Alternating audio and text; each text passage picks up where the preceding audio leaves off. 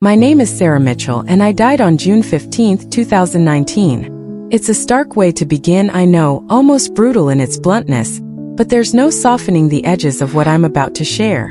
When you've stood at the threshold of eternity, when you felt your heart stop and your soul drift beyond the confines of flesh, pleasantries feel like a luxury you can't afford. What I experienced in those fleeting, infinite moments wasn't just a brush with death. It was a divine encounter. A confrontation with truth so raw and urgent that it demands to be told without delay. During my near-death experience, I stood face to face with Jesus Christ, the King of Kings, and the message he entrusted to me. His warnings about the state of his church in the year 2019 burns within me like a fire I cannot quench. It's a message too vital, too pressing, to wrap in gentle words or polite introductions.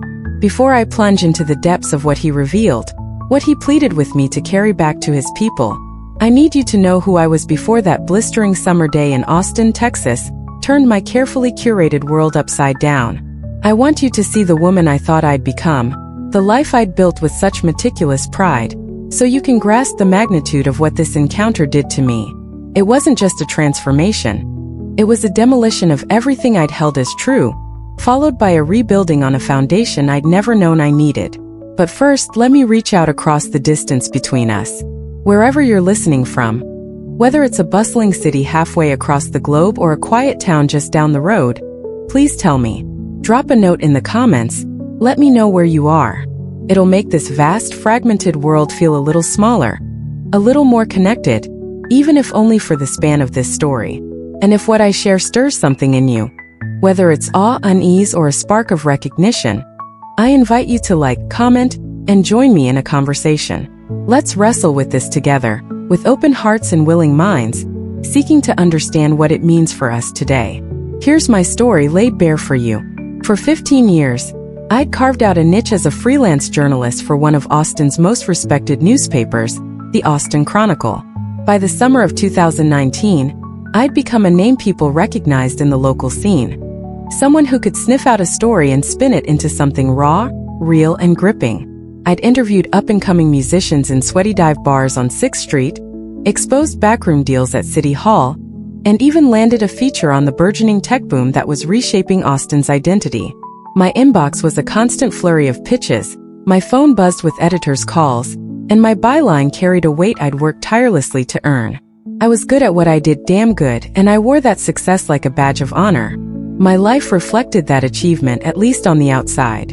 I lived in a high-rise apartment in the heart of downtown Austin, a sleek, modern space with floor-to-ceiling windows that offered a panoramic view of the city's skyline. The twinkling lights of the Frost Bank Tower, the cranes dotting the horizon as new buildings clawed their way upward. My hybrid Toyota Prius sat parked in the garage below, a quiet nod to my eco-conscious persona. Though I'd be lying if I said I didn't enjoy the smug satisfaction it gave me in a city full of gas-guzzling trucks. My passport was a patchwork of stamps: New Orleans for Jazz Fest, Seattle for a tech conference, a whirlwind trip to Montreal just because I could. I'd sip artisanal coffee at trendy cafes, file stories from hotel lobbies across the country, and come home to a life that screamed independence, ambition, success. Society told me I'd made it, and I drank that narrative down like a cold beer on a hot Texas afternoon. But beneath the polished surface, there was a hollowness I didn't dare name. Spiritually, I was coasting on fumes. I'd call myself a habitual Christian, a label I tossed around with a shrug, as if it explained everything. There was a small Presbyterian church a few blocks from my apartment, a quaint brick building with creaky pews and stained glass windows that glowed amber in the sunset. I'd show up twice a year, Easter and Christmas, more out of nostalgia than conviction. Easter meant pastel dresses and a vague sense of renewal. Christmas brought carols and a flicker of childhood warmth I couldn't quite place. I'd slip a $20 bill into the offering plate, nod through the pastor's sermon about hope or peace, and leave feeling I'd done my duty. I donated to charities when the mood struck: flood relief for Houston after Hurricane Harvey in 2017, a food bank drive in 2018 when the guilt of my privilege tugged too hard, and told myself that was enough. I was a good person, wasn't I? Spiritually fulfilled in my own way? Looking back now, I see how laughably shallow it was. My faith wasn't a foundation. It was a footnote, a decorative flourish on a life I thought I'd mastered. I didn't pray, not really. I didn't read the Bible. It sat on my shelf, a dusty relic from college days, more decor than doctrine. I lived for deadlines, for the next story, for the thrill of seeing my name in print. God was a distant figure, a vague concept I tipped my hat to when it suited me. I was asleep, lulled by the rhythm of my own success, blind to the void yawning beneath it all. June 15, 2019, dawned like any other summer day in Texas, hot, sticky, the air thick with humidity and the faint rumble of distant thunder. I woke early, the sun already searing through my windows, casting long shadows across my hardwood floors. Over a cup of black coffee, I scrolled through my emails, my mind buzzing with the day ahead. A musician I'd been chasing for weeks, a soulful guitarist named Jackson Reed, had finally agreed to an interview in Houston the following week, and I was itching to get his story on paper. It'd be a good one, I could feel it. A gritty tale of busking on street corners turned record deal in the making. But as I sipped my coffee, a dull ache throbbed in my chest, a nagging pain I'd noticed on and off since May. I'd brushed it off as stress. Too many late nights hunched over my laptop, too much caffeine fueling my restless brain. But that morning it felt heavier, sharper. I rubbed my sternum, frowning, and decided to play it safe. No sense risking a trip to Houston if something was off. I called my doctor, a gruff but kind man named Dr. Patel, and snagged a last-minute appointment for a routine CT scan. Probably nothing, I told myself as I grabbed my keys and headed out, the Texas heat slamming into me like a wall as I stepped onto the sidewalk. The clinic was a short drive away, tucked between a taco joint and a yoga studio in East Austin. The receptionist greeted me with a weary smile, her blonde hair pulled into a messy bun. "Hot one out there, huh?" she said as I checked in. I grinned, wiping sweat from my brow.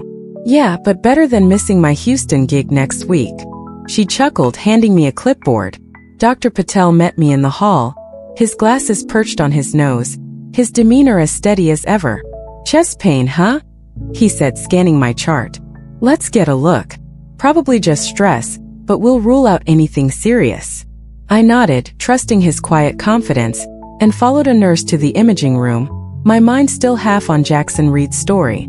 The imaging room smelled faintly of antiseptic, its walls a stark white that matched the fluorescent lights overhead.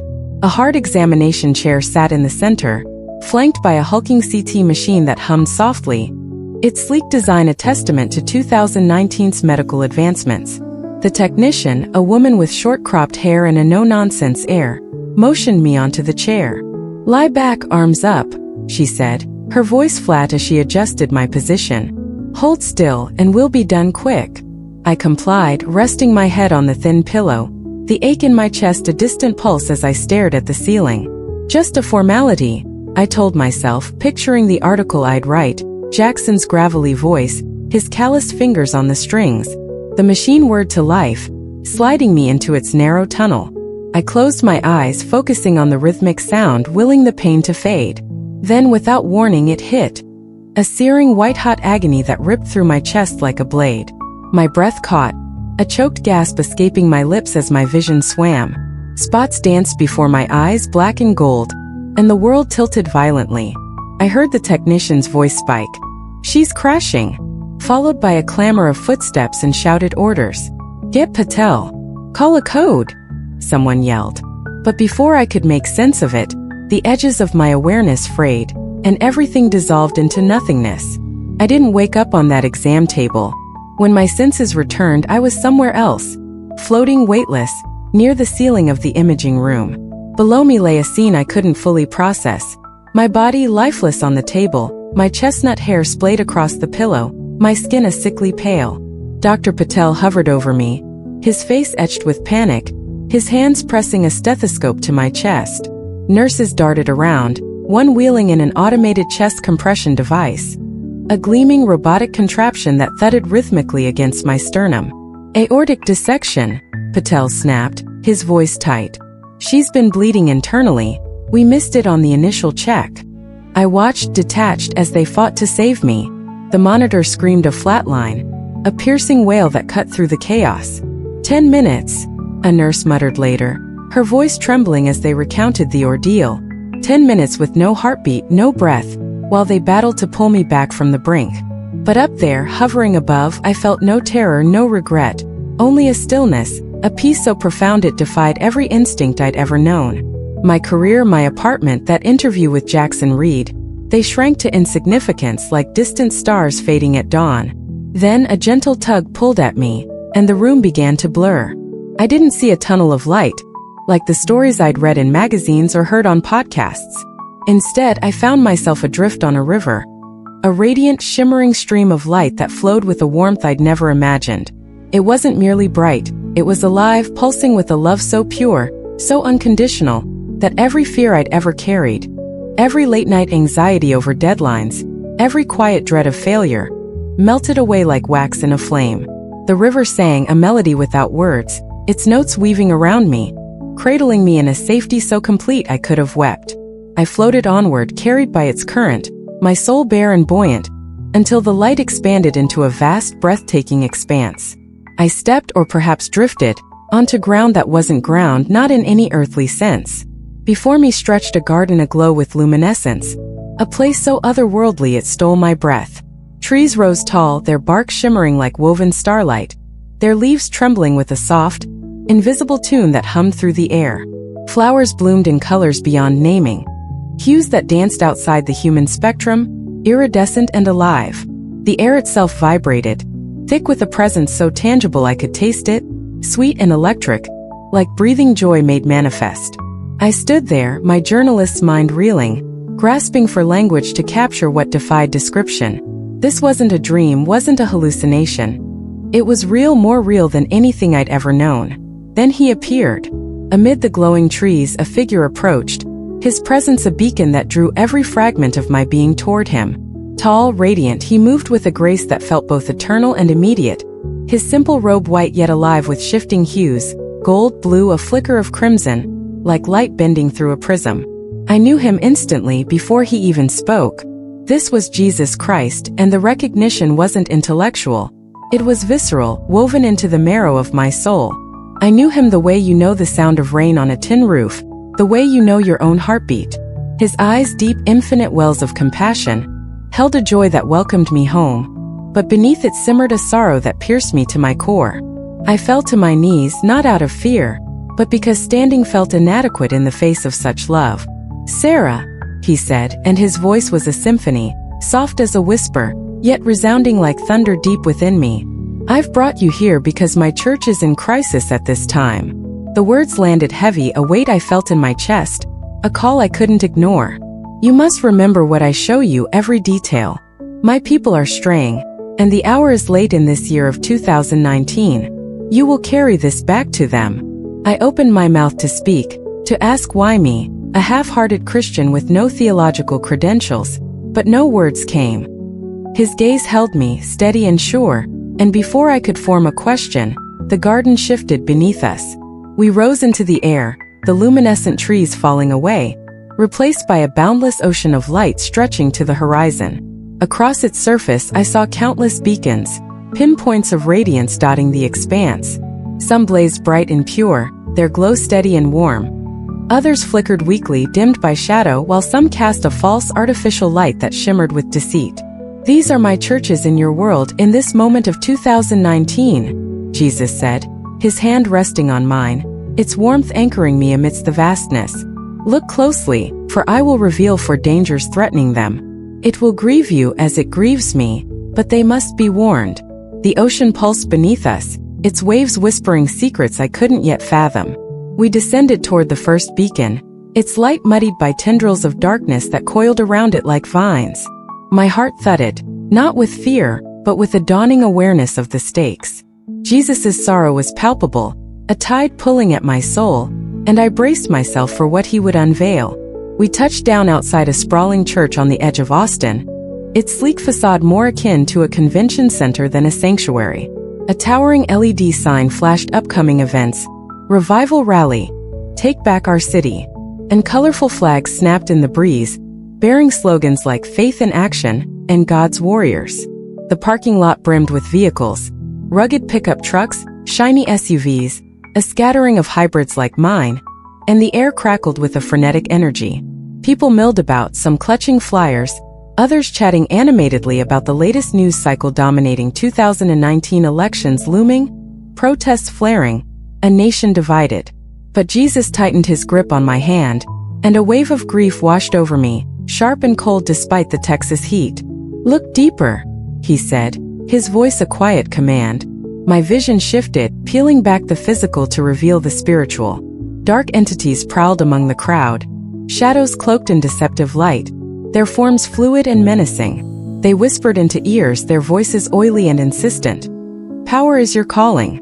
Control is your right." Inside, the sanctuary unfolded like an arena, its high ceiling strung with lights, its stage a platform for a charismatic pastor in a tailored blazer and cowboy boots. "We're building God's kingdom right here in Texas," he boomed, his voice amplified by a cutting-edge sound system, his image projected onto massive screens flanking the room. "This is our time, church. Stand with us to shape this nation, to take back what's ours in his name." The congregation erupted, cheers, raised fists, fervent nods, their eyes alight with a zeal that bordered on feverish. Jesus drew me closer, and I peered into their hearts. Many were exhausted, worn thin by the political rancor that had gripped America in 2019, the endless tug-of-war over identity, policy, and power. They'd come seeking refuge, a higher purpose, but found themselves rallied to a cause. Pamphlets littered the pews, calls for prayer vigils at the Capitol, voter drives, alliances with local influencers boasting thousands of Twitter followers. "This is God's will," the pastor declared, pacing the stage, "to claim authority for his glory. Who's with me?" Hands shot up, voices shouted amen, and a wave of agreement rippled through the room. But Jesus' voice cut through the clamor, steady and sorrowful. "My church is not a tool of earthly power," he said, his words heavy with a grief that sank into my bones. We slipped behind the scenes, into a sleek office where the pastor met with a trio of men in suits, their faces sharp with calculation. A laptop glowed on the desk, its screen displaying emails, partnerships with lobbying groups, strategies to sway upcoming elections, a plan to host a Faith and Freedom rally with a prominent politician. "We've got the numbers now," one man said, grinning as he sipped a coffee from a branded mug. "With the right endorsements, we can tip the scales." Another nodded, flipping through a spreadsheet. "Membership's up 10% since we started the campaign." People love a fight. The church wasn't a sanctuary. It was a machine humming with ambition, fueled by a gospel twisted into a battle cry. Jesus turned my gaze outward, and I saw the spiritual cost unfolding like a silent tragedy.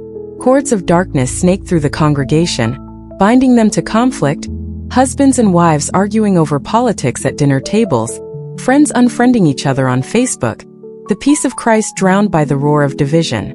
"Many will abandon me," he said, his voice breaking as he showed me faces. A young man tossing his Bible aside after a bitter church debate, a single mother walking away when her pleas for help were met with a flyer for a rally, an elderly couple disillusioned by a faith that demanded allegiance to a cause instead of a savior. Then he showed me the true way. The scene shifted and small gatherings flickered into view. House churches in cramped living rooms, modest sanctuaries with folding chairs, where people knelt in prayer, shared meals, and loved without agenda. Their light was pure, untainted by the hunger for dominance. "This is my kingdom," Jesus said, his hand still on mine, "built on humility, not conquest."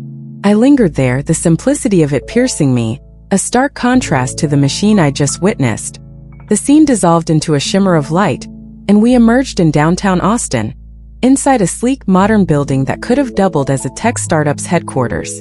Soft lighting bathed the space in a warm glow, beanbag chairs and low tables dotted the floor, and a coffee bar buzzed with activity, baristas pouring oat milk lattes into reusable cups, a nod to the eco-trend sweeping 2019. A sign above the entrance read, "Find God Your Way," its font sleek and minimalist, echoing the self-help craze that dominated bookstore shelves that year. Titles like The Power of Now and You Are Enough stacked beside mindfulness apps on every phone. Jesus' sorrow deepened, a quiet ache in his presence. "This is what they call worship," he said, his voice tinged with a grief I felt in my chest. A young speaker in a graphic tee and sneakers took the stage, his tone casual, his smile easy. "God's in you," he said, gesturing broadly to the crowd. Mostly millennials like me, their faces relaxed as they sipped drinks or scrolled Instagram on their phones. "He's not out there in some rulebook or old tradition. He's in your story, your truth. This is about your journey, your path to peace. The room nodded in unison, a murmur of agreement rippling through. No crosses adorned the walls, no hymnals sat in the racks. Just a playlist of ambient electronic music streaming through hidden speakers, curated to soothe rather than stir. "Look within," Jesus said, and my vision pierced their hearts. They craved meaning, something to anchor them in a world of endless notifications, gig economy hustle and Instagram filters. But the message offered no depth, no challenge. I saw a planning meeting from earlier that week, leaders lounging around a glass table littered with coffee cups and laptops. "Let's keep it light," one said. A woman with a nose ring and a planner open to June's schedule. "Talk about chasing dreams, finding balance. People are stressed enough with work and politics." Another, a man in a snapback hat, nodded. "Yeah, no heavy stuff like community or sacrifice, it's too pushy. They'll tune out." Dark whispers coiled around them, nudging every concession.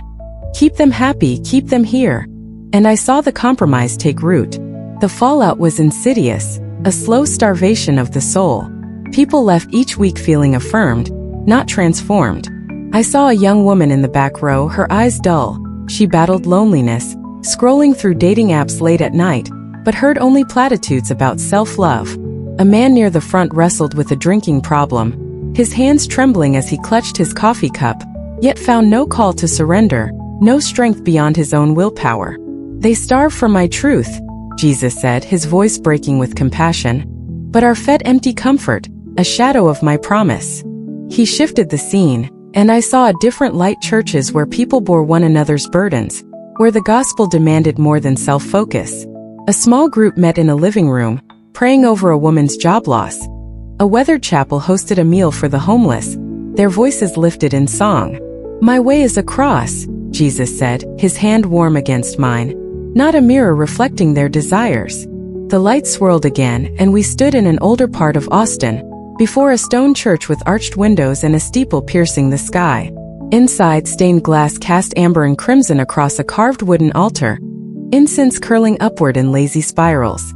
Robed figures led a procession, their chants monotone and measured, while the congregation followed, kneeling, reciting, offering coins into a brass plate passed down the pews. Jesus' voice was a whisper, heavy with lament. "This binds them." My sight deepened and I saw dark entities hovering, their presence amplifying the weight of each ritual. "This is the only path to me," they hissed, their voices weaving through the air, and the people believed it. A woman in her 50s clutched a rosary, her lips moving in silent prayer, her face etched with duty rather than devotion. A young boy mimicked his father, bowing stiffly, his eyes blank, taught to perform, not to feel. The pastor stood at the altar, his voice resonant as he spoke of tradition's sanctity, his vestments a shield of authority no one dared question. Jesus drew me closer and I saw their hearts, dulled, tethered to form over faith. Families clung to the motions, parents instructing children to kneel, to recite, to honor the steps, but never teaching them to listen for God's voice. "They cannot hear me," he said, showing me their spirits, dimmed and muffled by the weight of rules. Leaders sat in a back room, their faces stern. "We can't change," one said, his voice clipped. "This is our heritage, lose it, and we lose everything." Another nodded, flipping through a leather-bound book of liturgy. "People need structure, not chaos." The dark whispers fed their fear. "Hold fast or you'll fall." And the church calcified, a monument to the past. Then came the contrast, churches where rituals aided worship, not defined it. A modest congregation sang spontaneously, hands raised. A circle of believers shared bread and wine in a park, their prayers free and fervent. "I desire their hearts," Jesus said, his touch grounding me, "not their habits." Finally, we stood before a cozy church in a quiet Austin neighborhood, its doors shut tight, its windows warm with light. Inside, a small group sang softly, their faces content, but their focus turned inward, a closed circle. "They've forgotten my call," Jesus said, his sorrow a quiet ache. Leaders gathered in a side room, their voices hushed. "We're safe here," one said, a gray-haired woman clutching a hymn book. "Why risk going out in this mess? Protests, division? It's too much." Another nodded. "Let's nurture our own mission works for someone else." The darkness thickened, a heavy veil stifling their zeal. I saw young people beyond those walls, lost, searching, untouched by outreach, their cries unheard. My command was to go, Jesus said, his voice firm, not to hide.